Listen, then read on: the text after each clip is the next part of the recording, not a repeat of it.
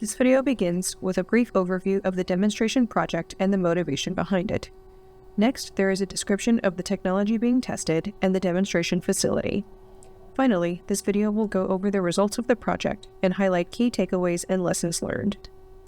The Intelligent Building Management with Holistic Lighting project demonstrated a holistic approach to intelligent building controls using state-of-the-art technology that integrates lighting and heating, ventilation, and air conditioning, or HVAC, with granular occupancy information from a dense grid of smart sensors installed throughout the demonstration areas.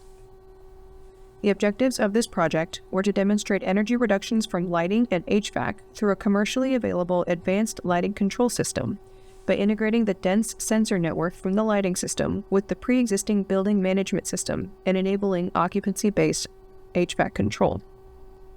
The key difference between this project and the demonstration projects that are covered in other topics in this course is that this project focuses on HVAC integration with the lighting system.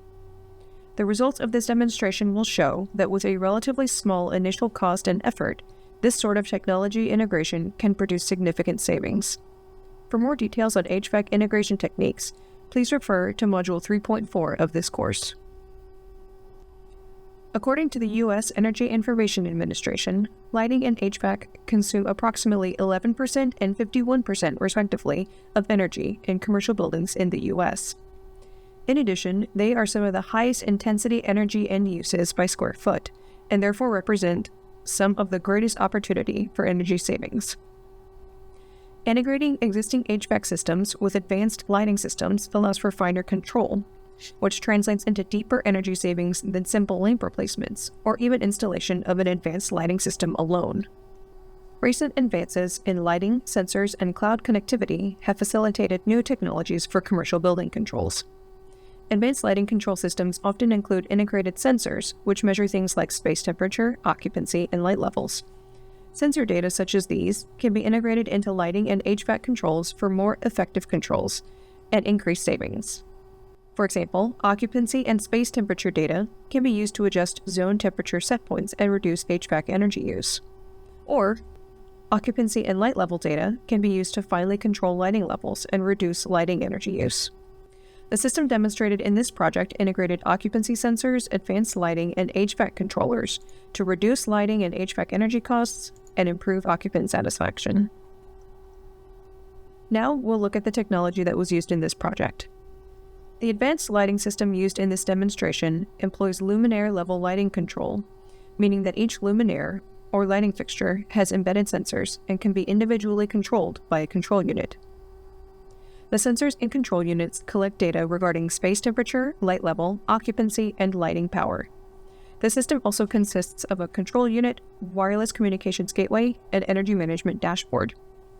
Key features of the advanced lighting system include ambient lighting, which was coordinated with interior furniture and equipment layouts and designed to produce a balance between direct and indirect lighting to improve brightness perception. Individualized task lighting, such as desk lamps and under-shelf lights, and fine-tuned controls that respond automatically based on building schedule, occupancy, and daylight conditions.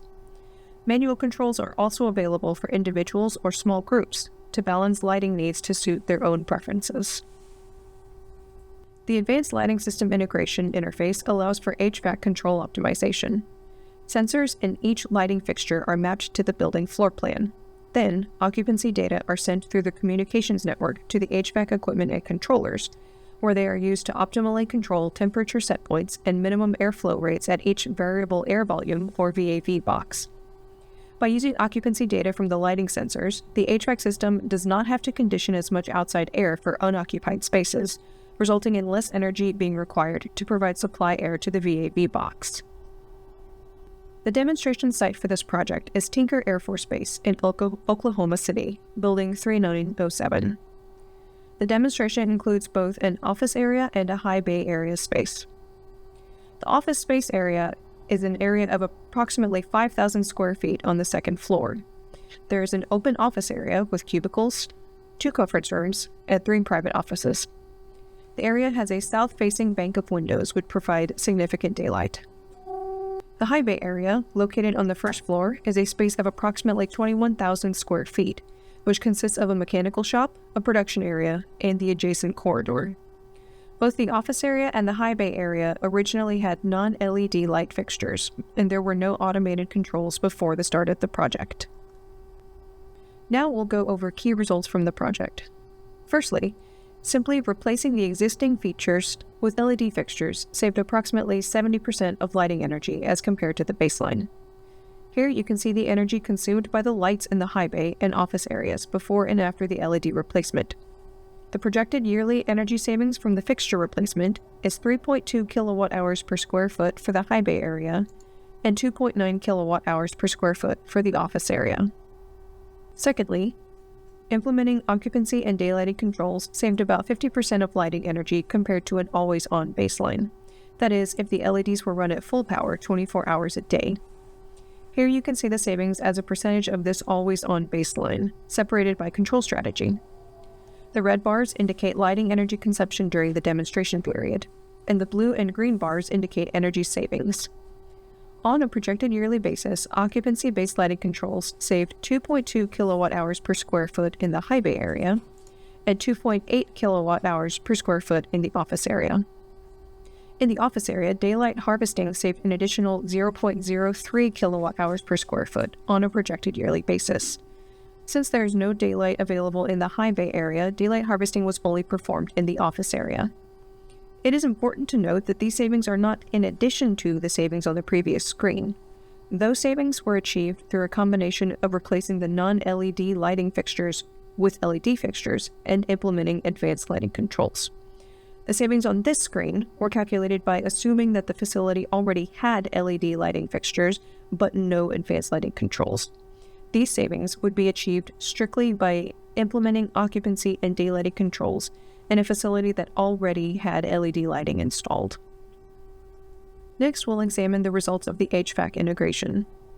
Thanks to the advanced lighting control system's luminaire level lighting control, the highly granular sensor data from the lighting fixtures was used to reduce the HVAC system's energy consumption by approximately 30%.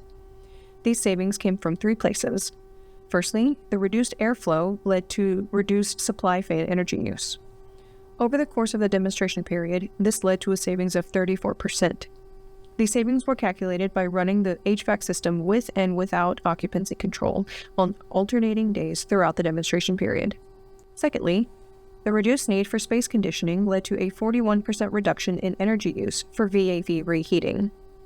Finally, there was a 20% reduction in energy used for chilled water production.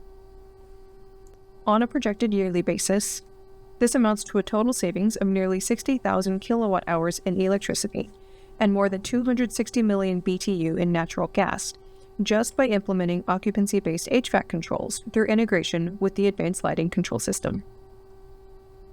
A simple payback analysis for this project yields a 7.5-year payback period. The yearly savings in the table on the right are estimated using the commercial price of electricity and natural gas in Oklahoma, where the demonstration site is located, in January 2024, according to the U.S. Energy Information Administration.